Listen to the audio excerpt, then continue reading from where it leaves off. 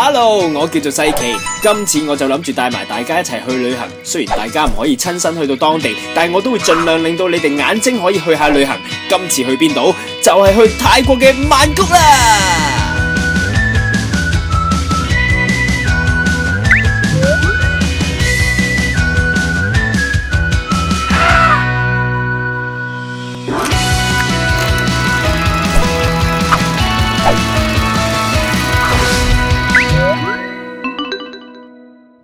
好啦，今次呢，我就會帶大家同我一齊去食個 lunch。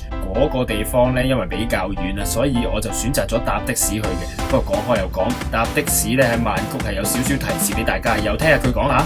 今個旅程第一次搭的士啊，搭的士記得講100m，如果唔係佢就會同你講幾多錢講定個價。咁有陣時可能講個價都差唔多嘅，不過就計咪錶會開心啲。話口都未完啊，就到咗開飯嘅地方謝鵝酒樓啦。以我嘅目測呢，一睇個門口就知道個價錢應該係唔少嘢嘅，而且啊應該係有中國菜食嘅。不過我梗係唔食泰國嘢啦，衰鬼！就係謝鵝，介紹翻先，佢係謝鵝個老公，其實係酒樓經理。講下小姐唔係嬲啊，佢識講廣東話好勁嘅。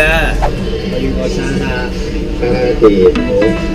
好魚啊，用魚啊，ผัดไทย都有ผัดไทย啊，炸魚呢泰式炸。好啊，呢個係小份量啲㗎嘛，一條成條咯，將個成晒平啲啊，執另外執俾你啊，要一條咯。係，呢個係咩啊？呢個係泰卷呢個，仲有通菜絲要唔要啊？呢個係絲。細碟啊！好，啱要啲，多謝你。好啦，餸就嗌完啦，咁啊等上菜啦。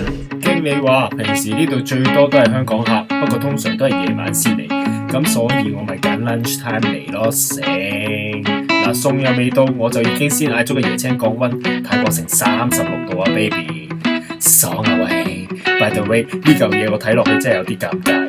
大家知唔知呢個咩嚟嘅咧？同哥仔介紹嘅，呢個係條條咁樣，係我哋裝骨嘅，但係唔知個形狀咁樣。呢個紅梅碧辣椒，呢個係紅色啦，好辣。生蝦你要點嗰啲辣椒少少。呢個係 crab 蟹卷，咁啊點呢個食嘅。另外就係泰式生蝦，點呢一個檸檬有蒜有醋，係幾好。好啦，個生蝦先啦。生蝦係一定配翻呢個生蒜嘅，有啲香港嘅地方食生蝦嘅時候係冇呢一塊嘢俾我嘅，苦瓜都擺埋落去，好食。通菜絲，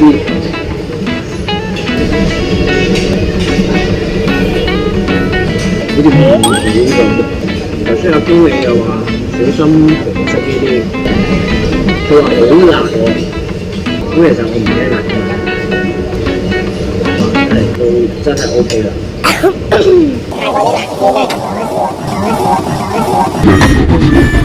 啲魚我另外執俾你啦。呢個係鱸魚啊？係泰式鱸魚。泰式鱸魚啊！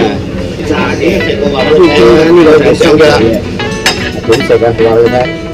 呢個最緊要攞魚先，攞魚嚟啊咩？嚟喺呢邊係咪？係。揸啲碟汁，全部食得啊！香茅有乜嘢好？點落去，慢慢食。好 ，thank you。其實嗰個汁都搞到咧，入去最容易嘅，佢啲香茅咧，嗰啲泰式醬料，好辣好食。我以為係骨添，唔係骨。我驚嗰啲好細條嗰啲，好陰陰濕濕嗰啲骨。呢個蟹卷啊！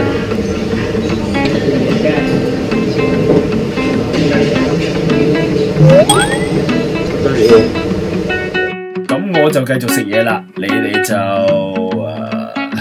明齋睇我都明係咩感受嘅。嗱，等佢講下我喺呢一餐裏邊發生咗啲咩小插曲俾你哋聽下啦。哇，一個奇遇！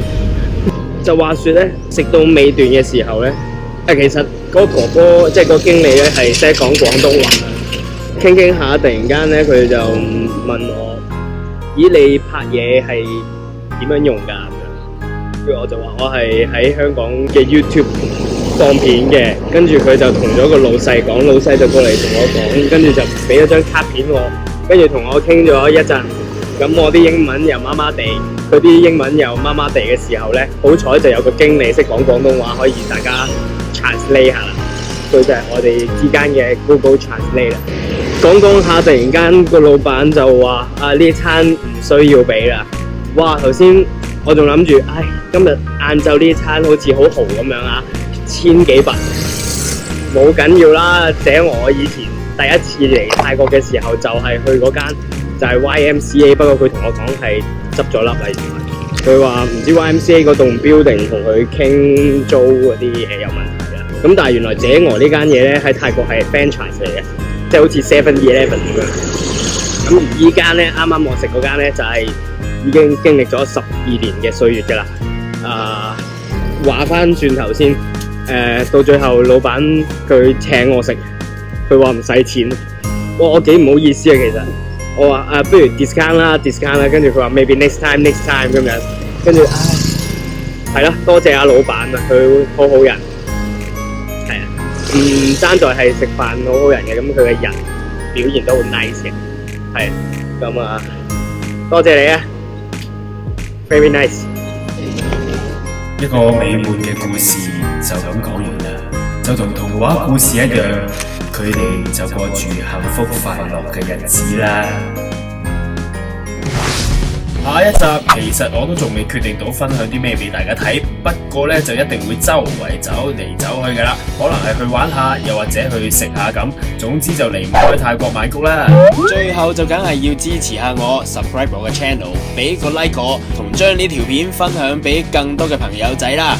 如果有咩想同我講，俾下意見我，又或者交流下去旅行嘅心得，不妨留言下俾我啊。好啦，下次再見，拜拜。